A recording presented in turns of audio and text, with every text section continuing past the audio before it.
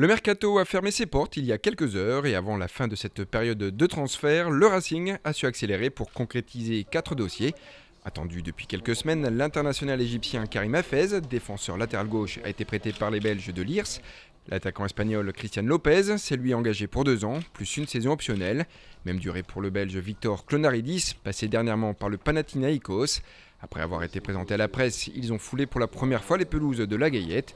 Ils seront rejoints en début de semaine prochaine par le milieu de terrain Adama Guira, actuellement en sélection avec le Burkina Faso. 4 joueurs au poste et au profil différents mais à l'état d'esprit identique. Tous ont démontré une réelle envie de porter les couleurs sang et or.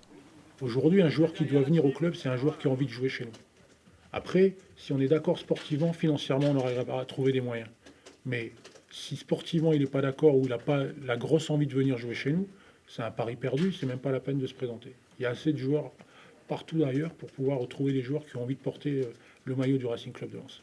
Avec ces 4 recrues, l'équilibre entre départ et arrivée a été trouvé. 11 joueurs ont quitté le club alors que 12 sont devenus lensois.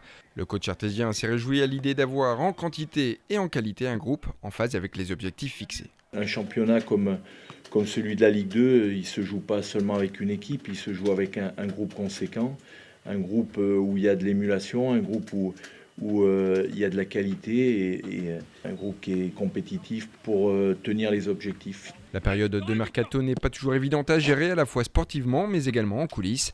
Néanmoins, l'arrivée de nouveaux actionnaires a facilité les choses. Ce que je retiens surtout, c'est que pour la première fois depuis pas mal d'années, on a pu travailler sereinement parce qu'on avait des budgets qui ont été acceptés et que vous connaissez, que je vous ai donné au début de saison à la DNCG, qui ont été donc avalisés, ce qui nous a permis d'actionner au niveau transfert, je pense en étant extrêmement cohérent, et d'actionner aussi en masse salariale en restant dans les budgets qu'on s'est donnés. L'effectif pour la saison à venir est donc au complet. La période agitée du mercato sera en sommeil jusqu'au 1er janvier prochain. D'ici là, beaucoup de matchs sont à disputer et beaucoup de points sont à prendre.